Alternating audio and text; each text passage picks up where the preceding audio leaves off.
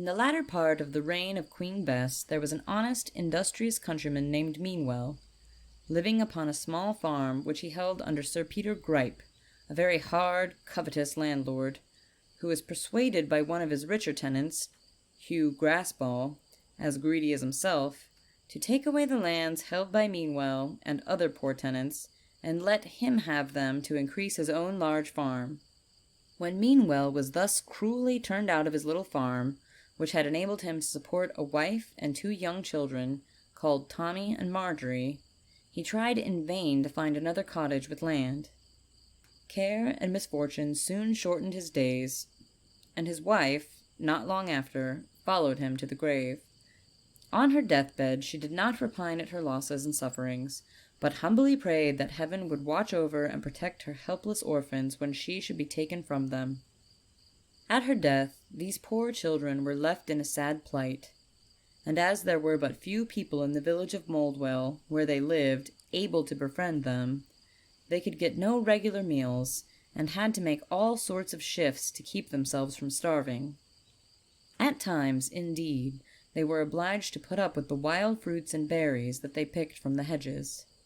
They were also without proper clothes to keep them warm. And as for shoes, they had not even 2 pairs between them.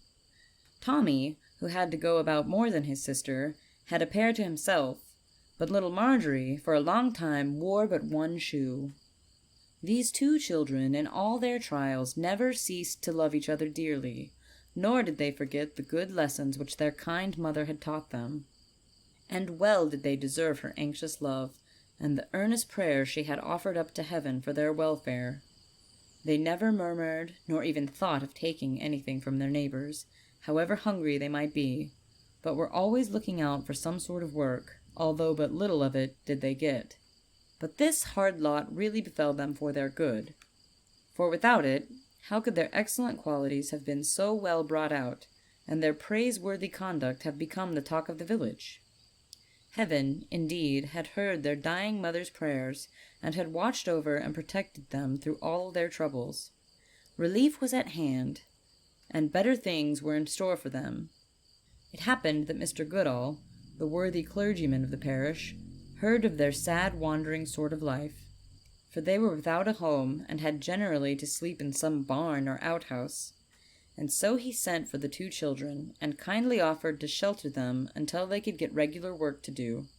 Immediately after this unlooked-for blessing had fallen upon them, a gentleman of rank and wealth came from London on a visit at the parsonage, and no sooner did he hear the story of the orphans than his heart warmed toward them, and he resolved to be their friend.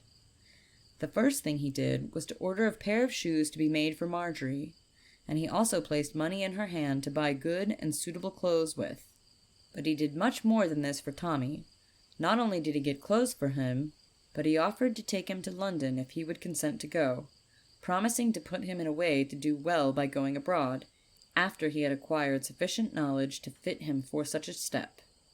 When the time arrived for her brother to start off with his generous friend, Marjorie was in great trouble, and her eyes filling with tears, they embraced each other over and over again.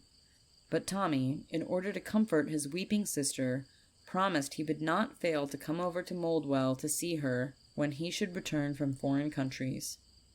After he was gone, Marjorie began to recover her usual cheerfulness. She knew it was of no use to keep on crying, but what helped greatly to put her into good spirits was the pleasure she took in her new shoes. As soon as the old shoemaker brought them, she put them on, and ran at once to the clergyman's wife, crying out with glee as she pointed to them. 2 shoes, ma'am. See, 2 shoes. These words, 2 shoes, she kept on repeating to everybody she met, and by this means came to be called for a long while after by the name of Goody Two Shoes. Now Marjorie was a thoughtful little girl, and after she had lived at the parsonage some time, she noticed more and more how good and wise the clergyman was, and she could only suppose that this was owing to his great learning. The poor girl then felt ashamed of her own ignorance, and was most anxious to learn how to read and write, although at that time, in distant country places, very little instruction was given to poor children. Mr. Goodall, however, when he found how desirous she was to improve herself in every way, kindly taught her what she most wished to know. As he was a clever man, he took care that she should not learn by rote. So, as she advanced, he made her think well over each lesson, and though this made her progress a little slower, she became, in good time, a better scholar than any of the children who went to the village school. As soon as she found that this was the case, she began to reflect that it was her duty to devote some of her spare time, with Mr. Goodall's permission, to the instruction of such poor children as could not go to school. After much thinking and contriving, she hit upon a simple but clever plan to get these ignorant children to attend to her teaching. She knew that the different letters of the alphabet were sufficient to spell every word, only that those used as capital letters were larger than the others. Now, as very few books were then printed, and they were scarcely ever to be seen in the hands of poor people, she thought she could get over the difficulty by cutting, with a good knife, out of several pieces of wood, 6 sets of capital letters like these: A, B, C, D, E, F, G, H, I, J, K, L, M, N, O, P, Q, R, S, T, U, V, W, X, Y, Z. And then 10 sets of these common letters: A, B, C, D, E, F, G, H, I, J, K, L, M, N, O, P, Q, R, S, T, U, V, W, X, Y, Z. When, after much pains and trouble, she had finished all these wooden letters, she managed with some difficulty to borrow an old spelling book, and, with the help of this, she made her playmates set up the words she wished them to spell. Her usual way with them, when she could get several of them together about her, was this. Suppose the word to be spelled was pudding. She always chose words at first that sounded pleasantly to her little pupils' ears. One of the children, who were placed in a circle round her, brought the capital letter P from the large set. The next picked up U from the small set. The next 2 a D each. The next I, and so on until the whole word was spelled. Marjorie, in her simplicity, fancied that the first steps in knowledge ought to be as much like play as possible, and the result proved how right she was, for her little companions were always eager for this game, as they called it, and were very sorry if they were thrown out by picking up a wrong letter and had to play no more that morning. Before long, not only her poor pupils, but their ignorant parents too, were very thankful for the trouble she took in teaching her playfellows. And as it often happened, they could not be spared to be with her of a morning, she would then go round to their different cottages to teach them, carrying her wooden letters in a basket. On one of these occasions the worthy clergyman asked a friend of his, a substantial yeoman named Rowland, to accompany Marjorie in her rounds, that he might judge as an eye-witness of the results of her teaching. This good man was much pleased with all he saw and heard, and, as he gave his opinion in writing to Mr. Goodall, we cannot do better than to make use of his own words. After setting out, Marjorie and I, we first came to Jerry Hodges, and no sooner had we tapped at the door than the cottager's wife came out, and when she saw Marjorie, said, "Oh, if it isn't little Goody Two Shoes, and I am right glad to see thee, that I be. Pray come in, and this good gentleman too, that ye may both see how well our Billy has learned his lessons." The poor little fellow, I found, could not speak plain, but he had learned all his letters, and was quite able to pick them out and put them together in short words when asked to do so. The next place we visited was Widow Giles's, who, to protect herself at night, kept a fierce-looking dog. And the moment Marjorie opened the gate, he began barking at a great rate.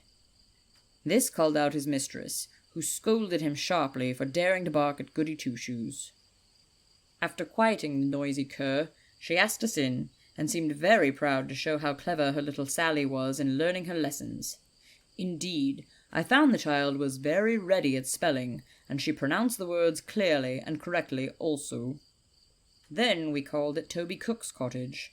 Here a number of children were met together to play, who all came round Marjorie very fondly, and begged her to set the game for them.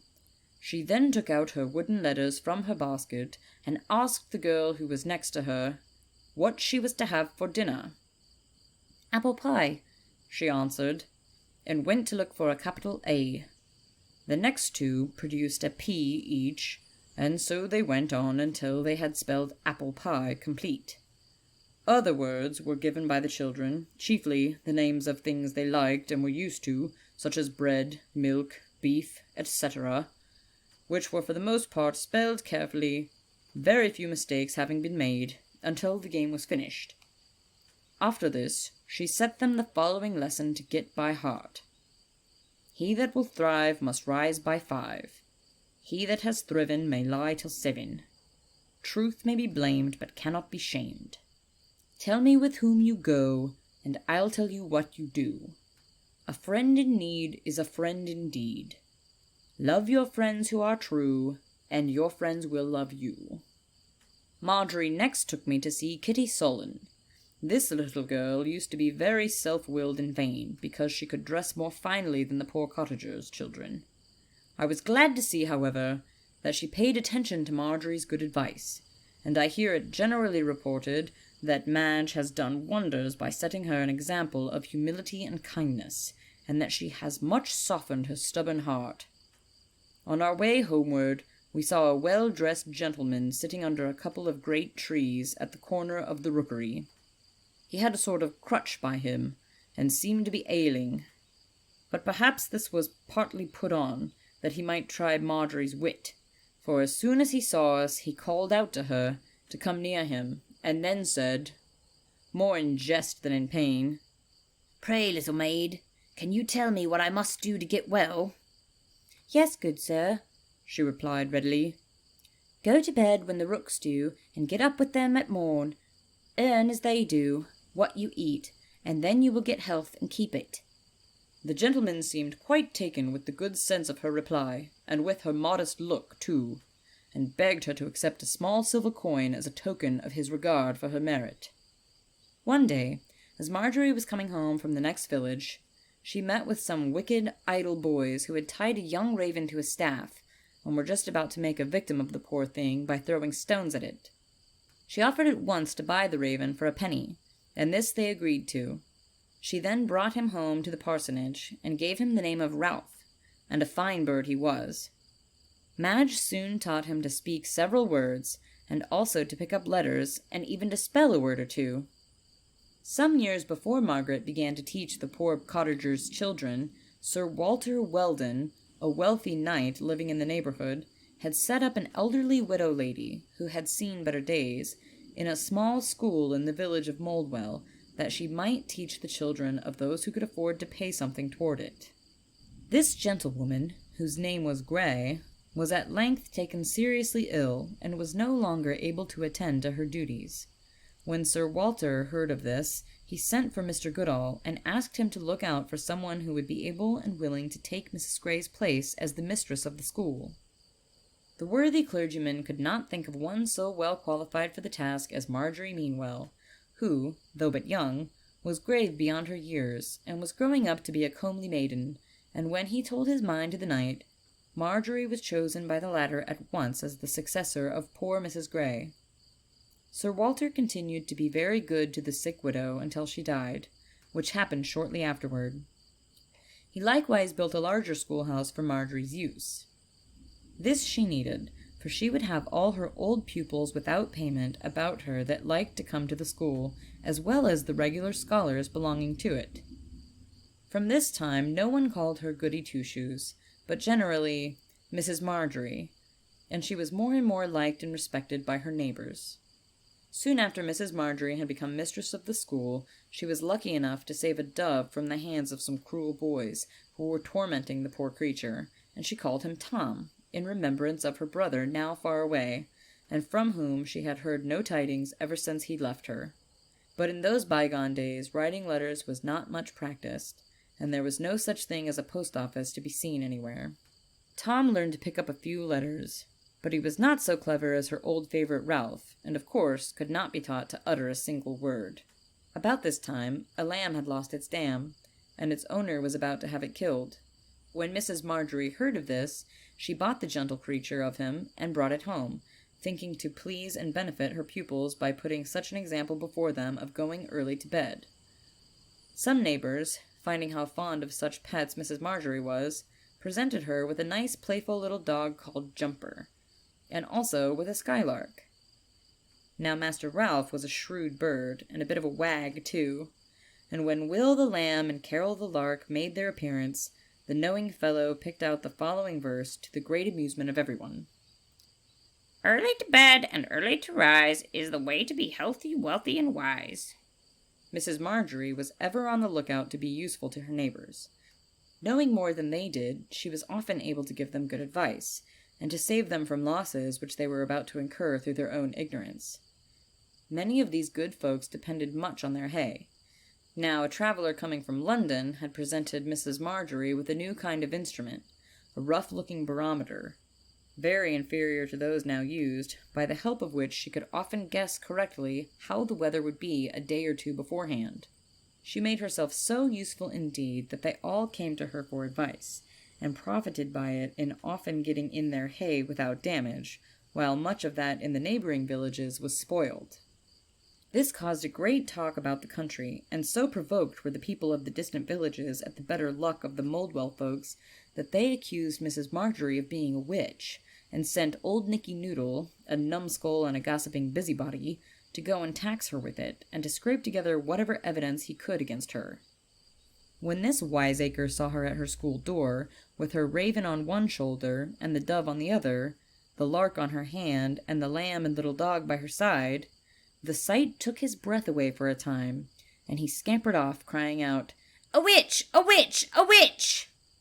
She laughed at the simpleton's folly, and called him jocosely a conjurer for his pains. But poor Mrs. Marjorie did not know how much folly and wickedness there was in the world, and she was greatly surprised to find that the half-witted Nicky Noodle had got a warrant against her. At the meeting of the justices before whom she was summoned to appear, many of her neighbors were present, ready to speak up for her character, if needful. But it turned out that the charge made against her was nothing more than Nicky's idle tale that she was a witch. Nowadays, it seems strange that such a thing could be, but in England, at that period, so fondly styled by some of the good old times, many silly and wicked things were constantly being done, especially by the rich and powerful, against the poor. Such things as would not now be borne. Among such old blind follies was a common belief in witchcraft, the practice of which was severely punishable by law, and many a poor harmless old woman, against whom her ignorant neighbors had a spite, has been tortured even to death on the stupid charge of being a witch. It happened that among the justices who met to hear this charge against Mrs. Marjorie, there was but one silly enough to think there was any ground for it. His name was Shallow, and it was he who had granted the warrant. But she soon silenced him when he kept repeating that she must be a witch to foretell the weather, besides harboring many strange creatures about her. After pointing to the friends who had come to speak for her character and her truth, she said very calmly, looking at this weak man full in the face, "I have never supposed that anyone here could be so weak as to believe that there was any such thing as a witch. But if I am a witch, here is my charm," she added, laying her weather-glass upon the table. "This it is alone that has helped me to know the state of the weather.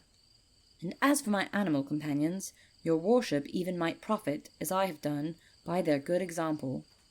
My tender dove," she continued, "is a pattern of true love, my watchful raven of forethought, my joyous lark of thankfulness, my gentle lamb of innocence, and my trusty dog of sagacity. If it be witchcraft to have such teachers to remind me of my duties, then, indeed, I am a witch. Please, your worship, at your service." Fortunately, her patron, Sir Walter Weldon, one of the justices present, was well acquainted with the use of the new instrument. When he had explained its nature to his foolish brother Justice, he turned the whole charge into ridicule, and finished by giving Mrs. Marjorie such a high character for knowledge, prudence, and charity, that the bench of justices not only released her at once from the trumpery charge, but gave her their public thanks for the good services she had done in their neighborhood.